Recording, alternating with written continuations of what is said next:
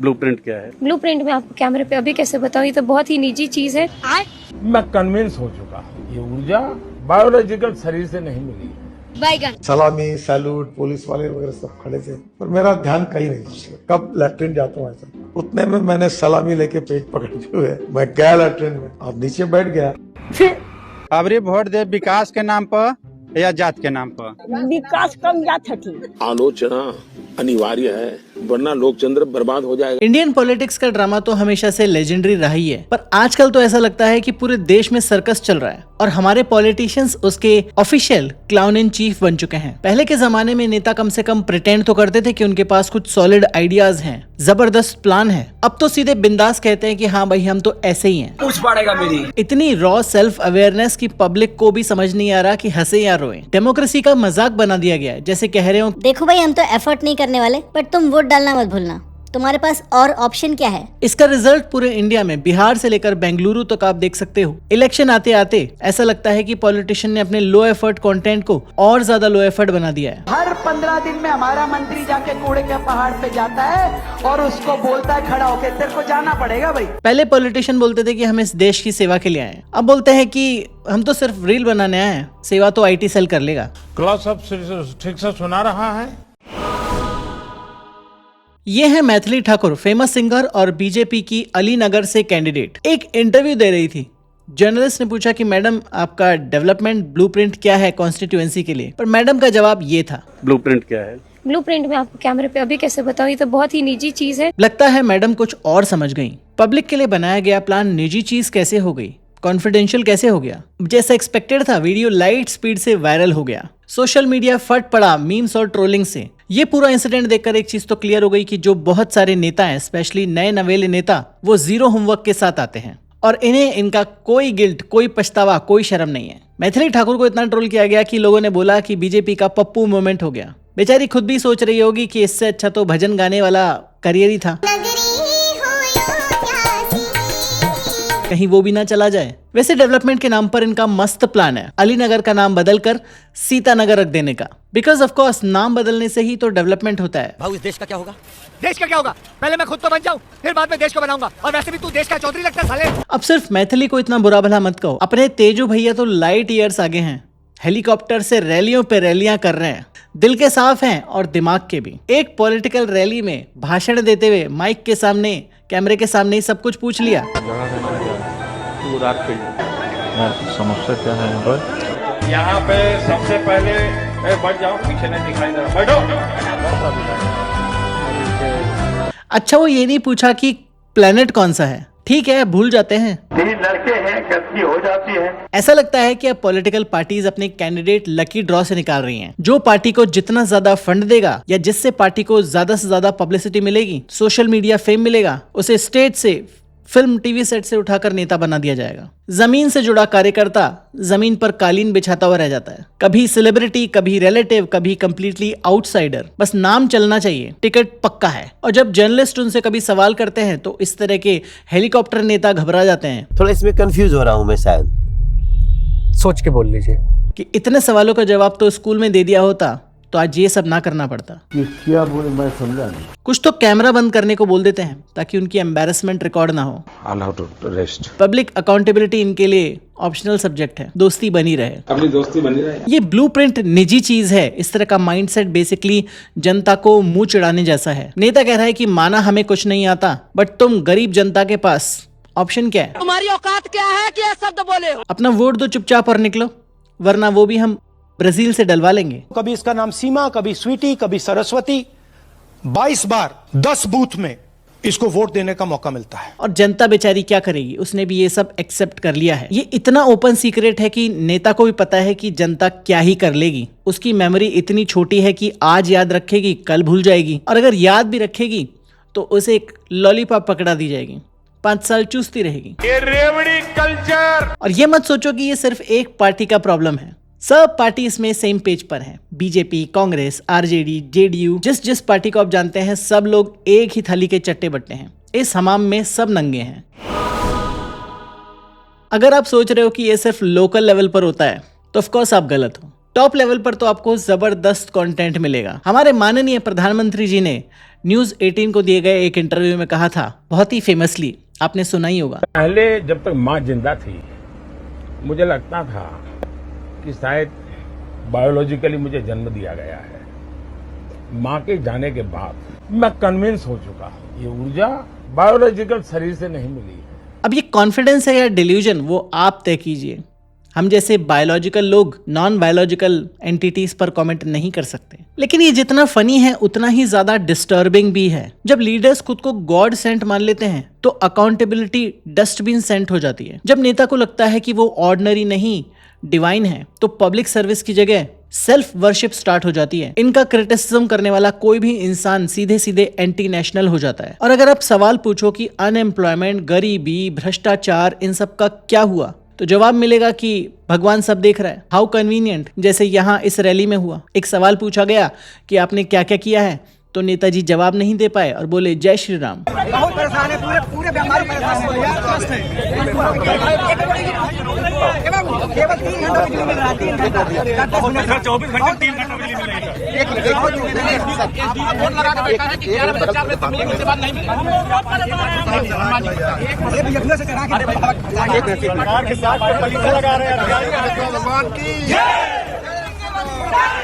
और पब्लिक तो एक नंबर की भोली है, वो तुरंत अपना भक्ति मोड ऑन कर लेती है। नेता की निंदा करना भगवान की निंदा करने जैसा है। How dare you. Result accountability 0। पर ये जाता है एक और लेवल आगे। जब देश का ऑपोजिशन कोमा से निकलकर सीरियस सवाल करता है, वोट चोरी जैसे गंभीर आरोप लगाता है इलेक्शन कमीशन पर, तो बीजेपी आकर उसका जवाब देती है। और जब बीजेपी पर आरोप लगते हैं तो इलेक्शन कमीशन उसका जवाब देता है। वाह, गंगाधरी शक्तिमान है, ये तो हमें पता ही नहीं था। Sorry, my bad. ऐसी बातें तो साझा करनी चाहिए क्या? और अब सीधे सीधे हरियाणा के पूरे स्टेट इलेक्शन पर ही सवाल खड़े कर दिए गए हैं। पर तो भी हमारे देश का इलेक्शन कमीशन इतना ज्यादा एक्टिव है कि सीसीटीवी फुटेज तुरंत डिलीट कर दी, क्योंकि माँ बहनों की तस्वीरें चुनाव आयोग को साझा करनी चाहिए क्या? मानता हूँ माँ बहनों की तस्वीरें साझा नहीं करनी चाहिए, पर देश की माँ बहन करने का अधिकार इलेक्शन कमीशन को किसने दिया? भले ही आप किसी पार्टी को, किसी नेता को पसंद करते हो या ना करते हो, पर जो सीरियस सवाल पूछे जा रहे हैं, अगर उसका जवाब हमें नहीं मिलेगा तो तैयार रहिए इसी पार्टी को हमेशा के लिए सरकार बनाते हुए देखते रहने का। जैसे हरियाणा के जो सीएम साहब है, वो मुस्कुराते हुए बोल रहे थे कि हमारे पास सब व्यवस्था है। मैंने शुरू से ये कहा है कि भारतीय जनता पार्टी एक तरफा सरकार बना रही है। हमारे पास सारी व्यवस्थाएं हैं, आप चिंता मत करिए।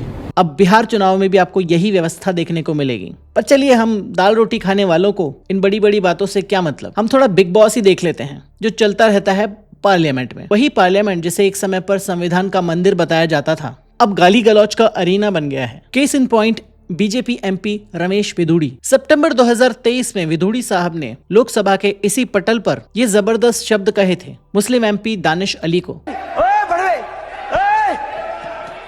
उग्रवादी सिरे ले रहे हैं, उग्रवादी बोलने भी तो कभी खड़ा होगा, ये बता रहा हूँ।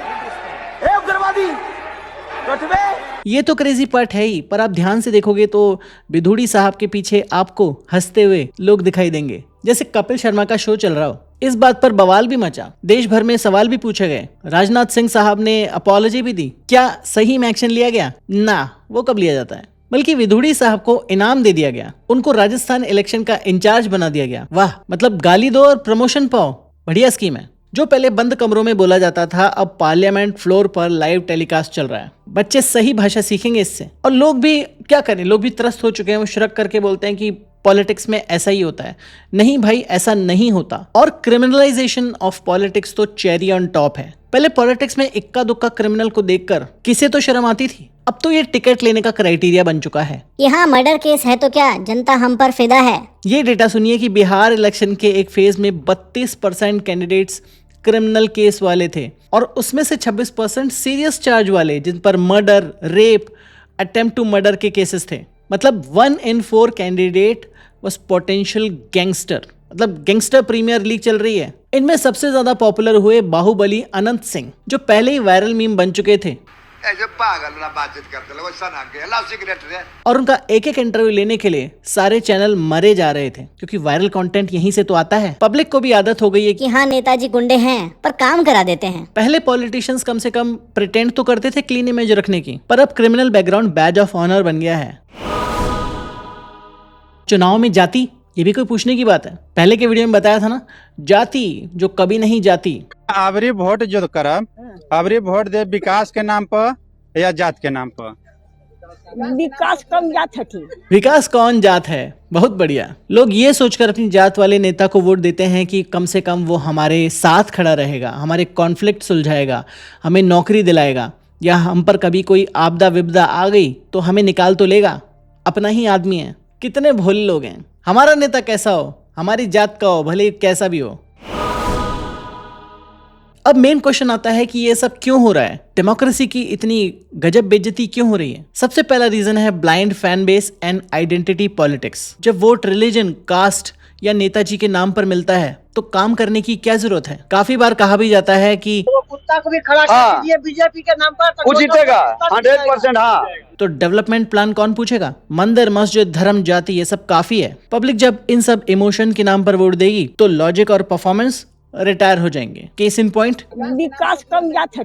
सेकेंड पॉइंट है नो अकाउंटेबिलिटी और वीक अपोजिशन। हेल्दी डेमोक्रेसी में मीडिया, वोटर्स और अपोजिशन सभी लोग मिलकर नेताजी को ग्रिल करते हैं, क्वेश्चन पूछते हैं। हमारे देश में मीडिया तो कब से लैप डॉग से चीयर लीडर सभी की भूमिका निभा रहा है, अपनी असली भूमिका निभाने के अलावा। हमारे देश के प्राइम मिनिस्टर नरेंद्र मोदी ने 11 सालों से एक भी प्रेस कॉन्फ्रेंस नहीं की।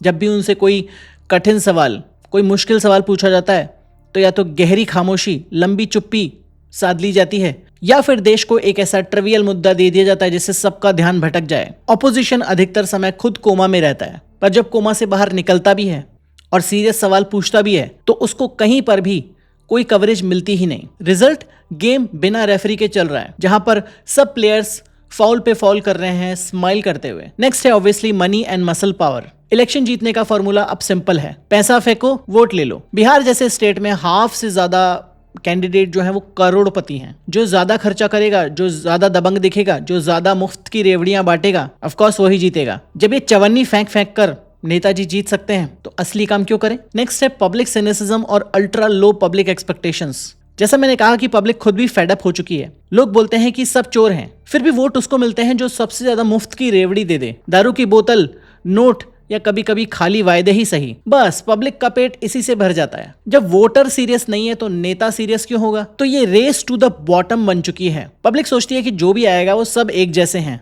एवरीबॉडी, सब के सब चोर हैं साले। और नेता को लगता है कि पब्लिक को कोई फर्क नहीं पड़ रहा तो चिल मारो ना। नेक्स्ट है एको चैम्बर और प्रोपेगेंडा। सोशल मीडिया ने पॉलिटिशियंस को एक बबल में डाल दिया है। आईटी सेल और ट्रोल आर्मीज हर तुक्के को मास्टर स्ट्रोक बताने में जुट जाती हैं। वाह मोदी जी, वाह वाह, नहीं मोदी जी ने अच्छा किया। क्रिटिसिज्म की आवाज म्यूट हो जाती है और सिर्फ हर जगह प्रशंसा ही प्रशंसा सुनाई देती है। जनता को भी जब ये सब दिखता है तो उनको लगता है सब कुछ चंगा ही है। आज का न्यू रूल ऑफ पॉलिटिक्स है मेक नॉइस नॉट सेंस। और जब नॉइस ही वोट दे रही है तो रियल होमवर्क करने की क्या जरूरत है? सॉल्यूशन की बात करते हैं कि दोबारा पॉलिटिशियंस को अकाउंटेबल कैसे बनाया जाए। सबसे पहले पब्लिक को अपना पावर समझना होगा। नेताओं से सवाल करो, ब्लूप्रिंट के बारे में पूछो, और अगर नेता बोले कि ये तो बहुत निजी चीज है तो उनको बोलो मेरा वोट भी निजी चीज है। और इसके लिए आपको भी थोड़ी रिसर्च करनी पड़ेगी। जो जेन्युइन कैंडिडेट लगे उसको एम्पावर करो। अगर आप हर बार क्रिमिनल को वोट देते रहोगे तो ये सर्कस कभी भी खत्म नहीं होगा। अच्छे लोग जब जीतेंगे तो पार्टियों को भी लगेगा कि हाँ, ये लोग भी टिकट देने लायक हैं। इसके अलावा डेवलप्ड कंट्रीज में पब्लिक डिबेट्स और मैनिफेस्टोस बहुत मैंडेटरी चीज है। भारत में भी हमें ये ट्रेंड लाना होगा। और जब दो कैंडिडेट्स के बीच में पब्लिक डिबेट हो रही है तो हमें कुछ कीवर्ड्स बैन करने होंगे, जैसे हिंदू मुसलमान, जाति, धर्म, कश्मीर, पाकिस्तान। ये सब जब आप बैन कर दोगे और कैंडिडेट से रियल सवाल पूछोगे और अगर उसका जवाब आपको ना मिले, कैंडिडेट भागता हुआ नजर आए, समझ जाओ प्रॉब्लम कहां पर है। फिलहाल इलेक्शन कमीशन, सारी एजेंसीज और मीडिया तीनों ही सरकार की गोद में बैठे हुए प्रतीत होते हैं। जब तक इन्हें इंडिपेंडेंट बनाने पर काम नहीं किया जाएगा